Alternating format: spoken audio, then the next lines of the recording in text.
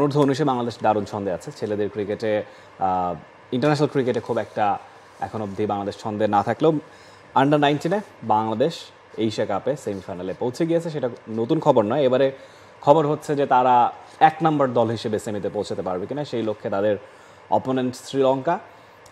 কতটুকু সম্ভাবনা দেখছেন মামা, আসলে বাংলাদেশ একেবারে টেবিল টপার হয়ে একদম শীর্ষ স্থান নিয়ে তারা সেমিতে যেতে পারবে কিনা?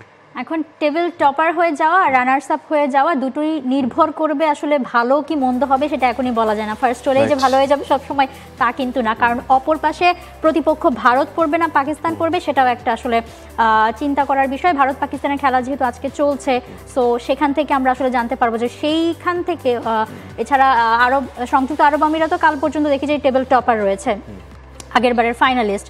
সো এটা একটা প্রশ্ন উঠতে পারে যে সেমিফাইনালে বাংলাদেশের প্রতিপক্ষ কে হবে।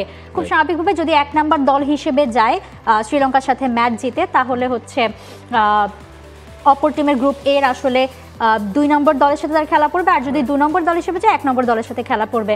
এখন কথা যে বাংলাদেশ শ্রীলঙ্কার সঙ্গে কেমন করতে পারে সেটারও একটা প্রশ্ন আসতে পারে। বাংলাদেশ প্রথম ম্যাচটা আফগানিস্তানের কাছে আফগানিস্তানের সাথে জিতেছে, কিন্তু আফগানিস্তান এখন আমরা জানি যে আমাদের বাংলাদেশের অন্যতম ভয়ঙ্কর বা বড় প্রতিপক্ষ বলতে গেলে আফগানিস্তান ওয়ান অফ দোজ।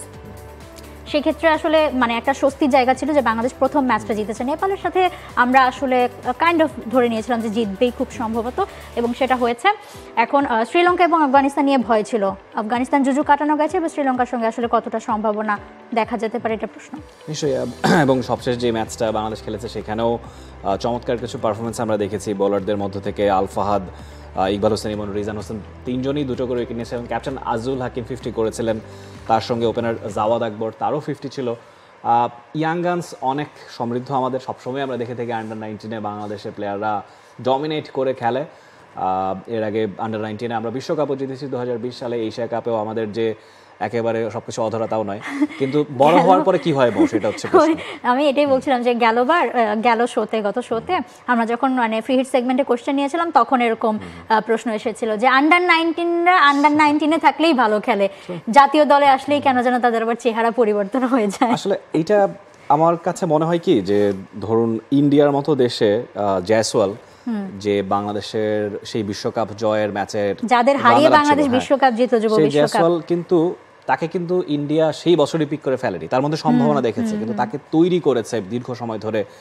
এই গেল বছর তার ডেবিউ হয়েছে, এই বছর তিনি এসে একজন প্রমিনেন্ট ক্রিকেটার হয়ে উঠেছেন এবং ইন্ডিয়ান টিমের একজন ভাইটাল প্লেয়ার হয়ে উঠেছেন।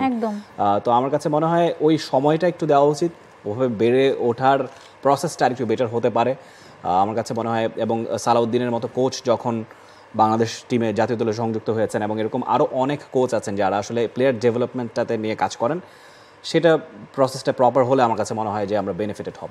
একদমই। আমরা দেখছিলাম যে যুব এশিয়া কাপে এখানেও একজন তামিম রয়েছেন যিনি অধিনায়কত্ব করছেন, আগের ম্যাচে দারুণ ইনিংস খেলেছিলেন। সো মানে আমরা বলছি যে এই যে তামিমের একটা ছড়াছড়ি রয়েছে আমরা দেখছি, কিন্তু আসলে সেই তামিম হয়ে অরাটা আসলে জাতীয় দলে এসে দেখাতে পারেন কিনা যুব এশিয়া কাপ বিশ্বকাপের মতো। একদমই, আমরা সবসময় আশাবাদী। বাংলাদেশ ক্রিকেট আমরা যারা ফলো করি, স্পোর্টস লাভাররা অলওয়েজ আসলে মানে আশাবাদী সবসময়। সো শুভকামনা রইল বাংলাদেশ যুব দলের জন্য, যাতে তারা আসলে গ্রুপ টপার হোক বা সেকেন্ড হোক, রানার আপ যেটাই হোক, তারা আসলে সেভাবে যাতে সেমিফাইনালে জিতে ফাইনালে আবার মানে ডিফেন্ডিং চ্যাম্পিয়নরা তাদের চ্যাম্পিয়নত্ব যাতে ধরে রাখতে পারে, ট্রফিটা আবারও নিয়ে আসতে পারে। For more updates, subscribe to our YouTube channel and click on the bell icon. Follow us on Facebook and Instagram. Download T-Sports app to enjoy exciting games and highlights. Visit tsports.com.